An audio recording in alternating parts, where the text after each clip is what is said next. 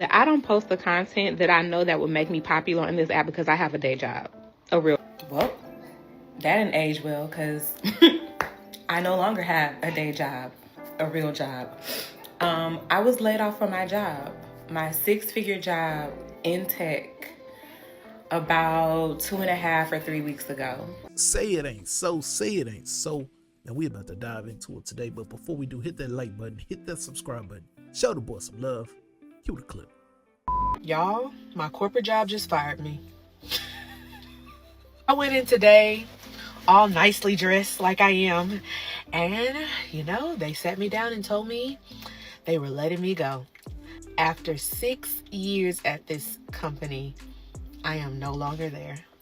The reason, before y'all even get, to thinking that it was because of something that I posted on here, it was not. It was because of budget cuts. And not only was I let go, but others were too. So yeah, that was still surprising to me. I mean, I immediately asked in my, exit, just want to make sure that this is not about performance. And they clarified this is not about your performance.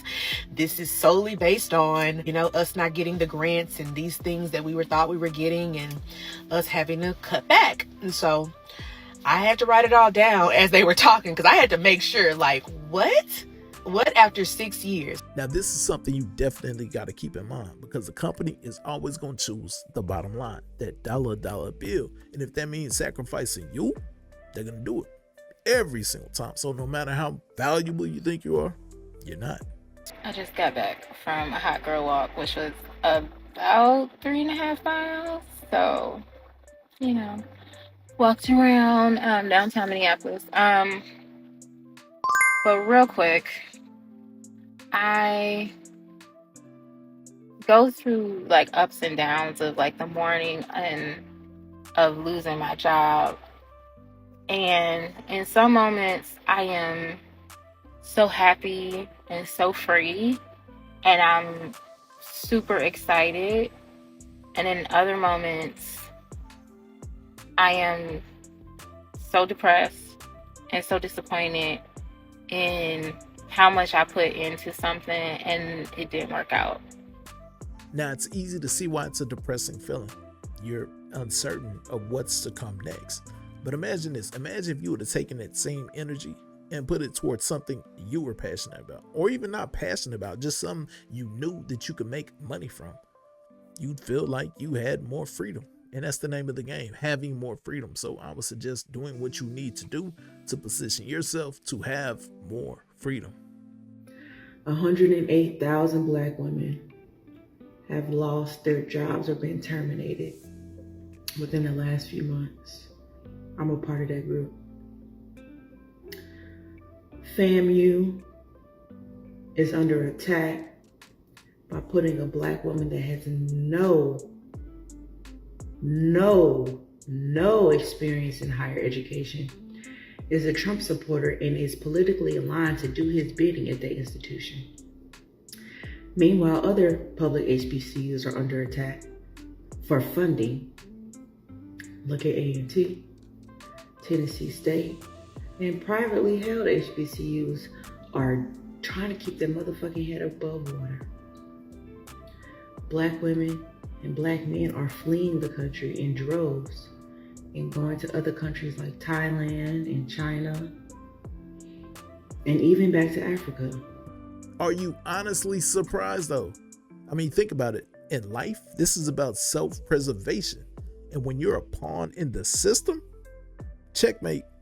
I mean, if somebody offered you 6 figures to do their bidding just because you're the face of it so that they don't get the backlash, what's most likely going to happen? What would the common person do? Exactly.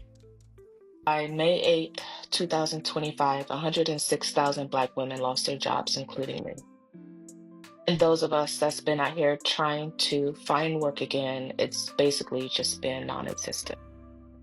And I'm starting to feel like this is by design, because there are over 100,000 women, Black women like me, who have the same story, who has applied for over 300 plus jobs and just not getting it, not getting any replies. There's just no feedback, or you get the emails that says, hey, we have chosen someone else that has been more qualified for the job, even though my experience and my education fits the job description perfectly.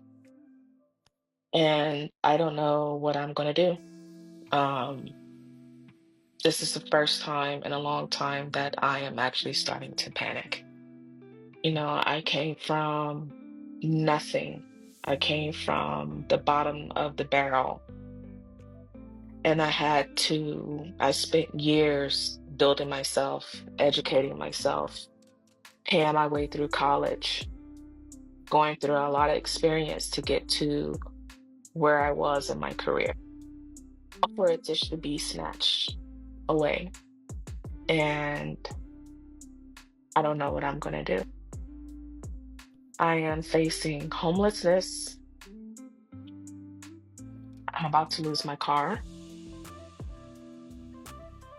I can't pay on my credit card, so my credit is about to take a severe hit. Dashing is not enough. It's just not enough money. There's so many people that are out here unemployed just like me. If you ask me, I definitely think it's by design, but I don't think it's exclusive to just black women. I know it's an effed up stat, but black men are feeling it too. I mean, I've had close to 20 years in customer service experience. I mean, high levels in retail, healthcare, as well as entertainment. And it was hard for me to get a job. It was a blessing that I was able to get the opportunities that I was able to get. So yes, I definitely think it's by design. Incredibly difficult to be a black woman, but it's even more difficult to be a black woman who is not smiley. When I saw this article, I was shocked but not surprised, disappointed, but yet, can I really be that disappointed? Black women, especially those of us who voted overwhelmingly for a different option, we're going to face backlash on some level. The reality is that a lot of federal workers are or were black women.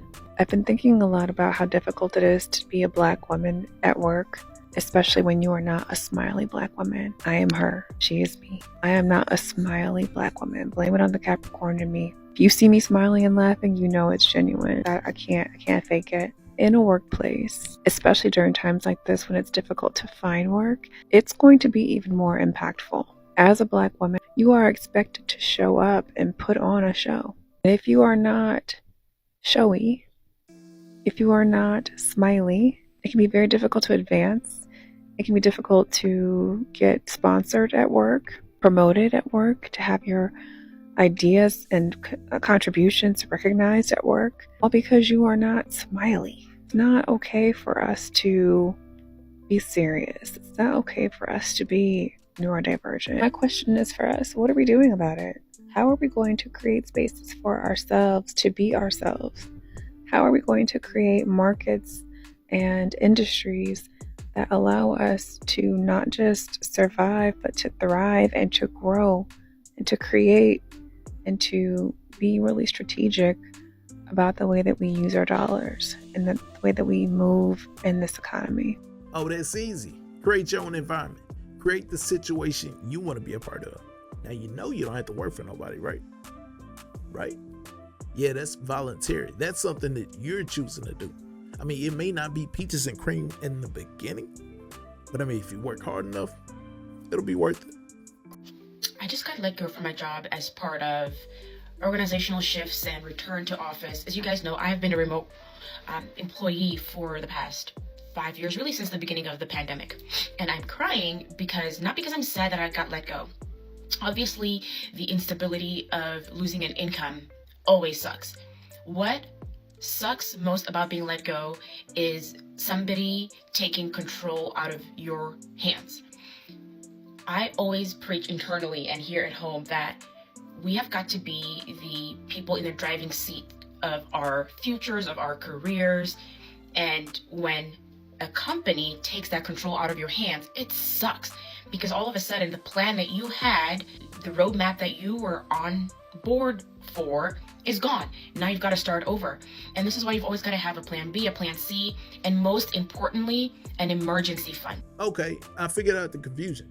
You feel like at some point in time, you were in control. you were never in control. You're expendable 24/7, 365.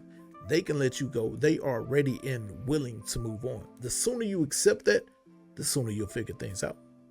Now, I know this firsthand. I used to work with this one manager, and she went down because of a health scare, and the ambulance had to be called. There was a meeting being held by her bosses a couple of doors over, maybe 3-4 doors over. And what they do the entire time? Nothing. They closed the door, proceeded with their meeting. That lets you know how expendable you are. And yes, these mofos were not melanated. You a piece of shit. Man, I appreciate each and every one of y'all for rocking with your boy, man. Make sure that you hit the like button, hit the subscribe button to the right, and well, content you'll definitely love to the left. And until next time, drop a comment. I'm out.